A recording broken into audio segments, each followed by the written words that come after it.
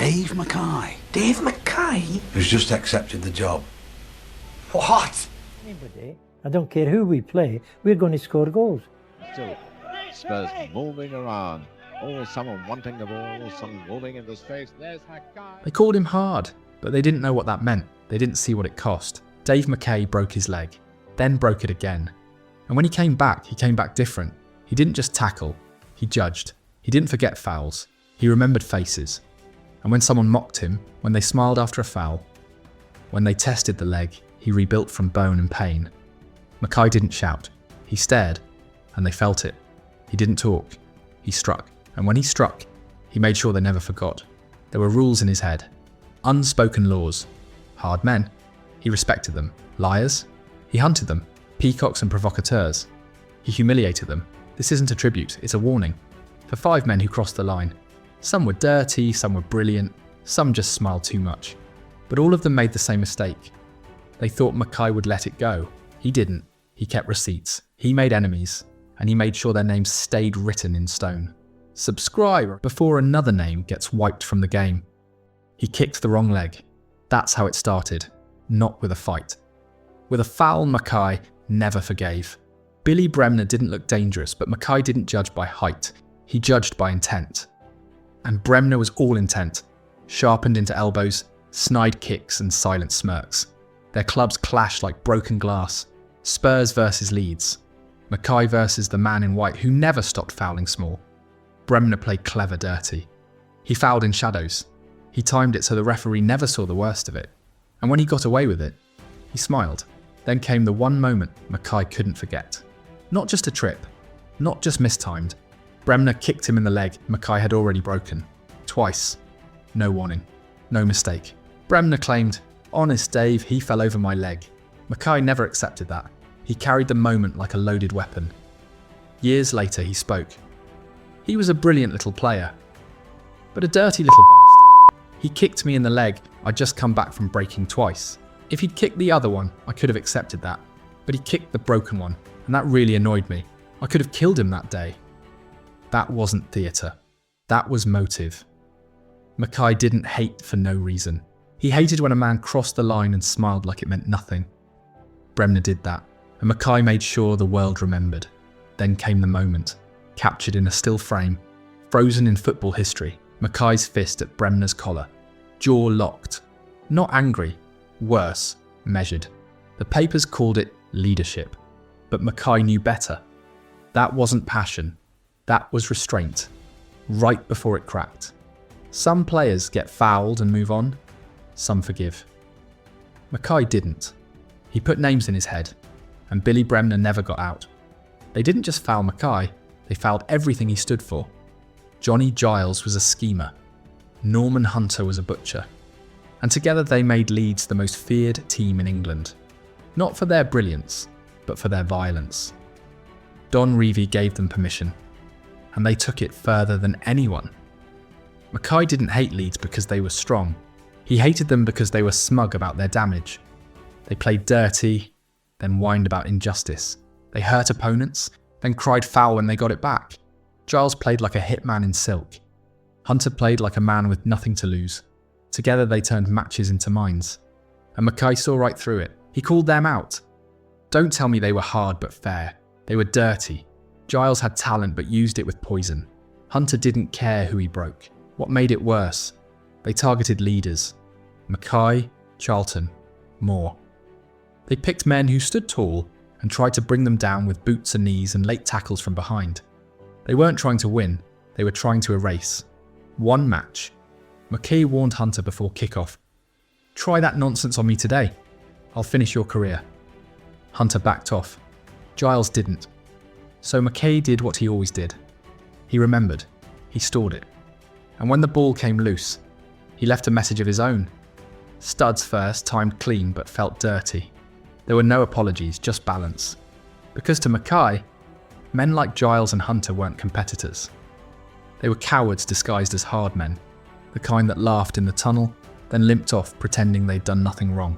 He never respected them, not once, not even when the trophies came. Because some medals, to Mackay, weren't worth the blood they cost. Best once laughed at Mackay. not with cruelty. Just the way younger men mock older warriors, when their boots are still fresh and their legs still fly. And Mackay, he didn't say a word. Not then, but Mackay didn't forget smirks, especially from boys still playing for applause. Months later, United versus Derby, ball loose on halfway. Best turns with that lazy genius. The crowd holds its breath. And Mackay comes like thunder. He didn't slide, he didn't jump, he just arrived. Body through body, perfectly legal. Bone rattling. Best flew 6 feet sideways. His face hit the mud first, and for the first time in his career, George Best stayed down. Silence in the stadium. Even Derby fans weren't sure what they'd just seen. And Mackay, he stood over him, didn't help him up, didn't offer a hand. He just said one thing. Now you know. Best never mocked him again. In fact, he never forgot him. Years later, when asked who the toughest man he ever faced was, he said Mackay. Because Dave McKay wasn't just strong, he was deliberate, measured, unforgiving when he had to be, but never out of control. He didn't hate George Best, he warned him.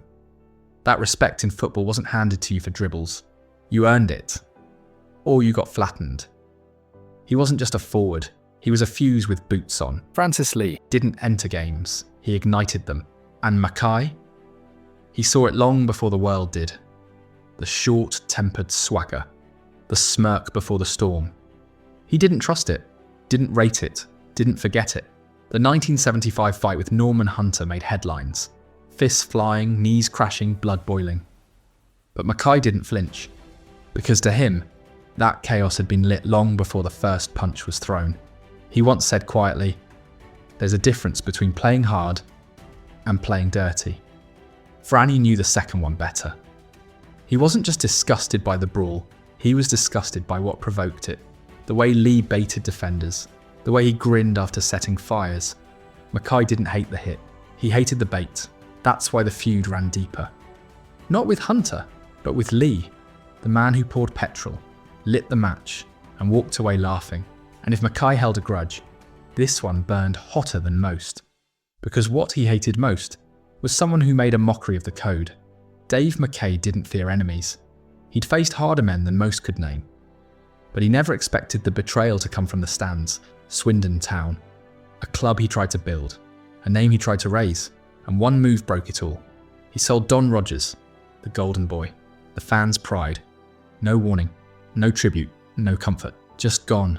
They turned on him like fire, booze, letters, silence. Swindon never forgave. And Mackay? He didn't explain, didn't soften, didn't care.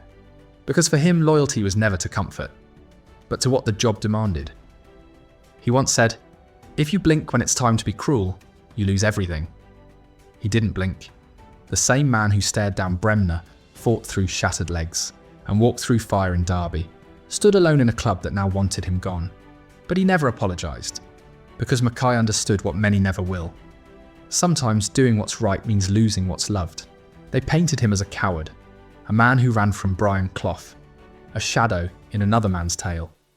But Dave McKay wasn't a side character, and he never ran from anything. When the damned United hit screens in 2009, it rewrote what never happened. Scenes he never lived, words he never said. The film made him look small, petty, afraid. And Mackay did what he always did. He fought back. He sued the producers, took them to court, and didn't flinch. Because the truth wasn't negotiable. "That wasn't me," he said. "I never betrayed anyone, especially not Brian." The filmmakers backed down, issued an apology, paid damages. But the damage wasn't to his wallet, it was to his name. And for a man like Mackay, his name meant more than any trophy. He didn't demand glory, just truth. And in the end, he made sure the world remembered who he really was, not who the screen invented. Dave McKay didn't hold grudges over tackles, he held them over disrespect. He could forgive a broken nose, but not a broken code. He never hated George Best, because Best played with flair, but with honour. And when McKay smashed him, he knew it was mutual respect, not malice. But Billy Bremner, that was different. To Mackay, that wasn't banter. That was betrayal. You didn't mock another man's pain. Not in the tunnel. Not in front of his teammates. Not ever. From that day, Bremner wasn't just a rival. He was marked. And so was Johnny Giles, whose cheap shots had no honour. So was Norman Hunter, whose smirk after a foul said everything. And so was Franny Lee. Not for the punches, but for lighting matches in Mackay's war zone. Dave McKay didn't hate for show. He hated when you broke the unwritten rules. He didn't say it out loud. He didn't need to. His tackles said enough. His silence said more. And if you crossed that line, you never came back. They called him Iron, but they never asked what iron costs. Dave McKay broke his leg. Twice. The first time, they feared it'd end his career. The second, they feared it'd end his walk. But he came back both times. Harder, colder, more unforgiving than ever. He wasn't just feared. He was respected in a way that made men shrink. Even managers whispered his name like a warning. But legends don't fade easily. They rust, they fracture. And then, they disappear in silence. In his final years, Dave McKay suffered from dementia. It was slow. It was cruel. And it took the mind of a man who once commanded games with a single stare. He passed away on March 2nd, 2015 in Nottingham, aged 80. His wife Isabel stood by him. He left behind his children and a footballing legacy that outlived the headlines. And when the news broke, tributes poured in from every corner of football. Tottenham called him their greatest captain. Brian Clough once said he was the only player he was ever scared of. And fans, even those who booed him as a manager, stood up and wept. Because hate fades. But iron stays in the ground long after the boots are gone. He wasn't perfect. He was sharp-edged, proud, ruthless. He dropped club legends. He sued filmmakers. He made enemies. But he left one truth behind. If you crossed him, you remembered him. And if you played with him, you never feared another man again. Dave McKay didn't play the game. He enforced its laws. And if he hated you, you probably deserved it. Subscribe if you still believe football should honour the ones who bled for it.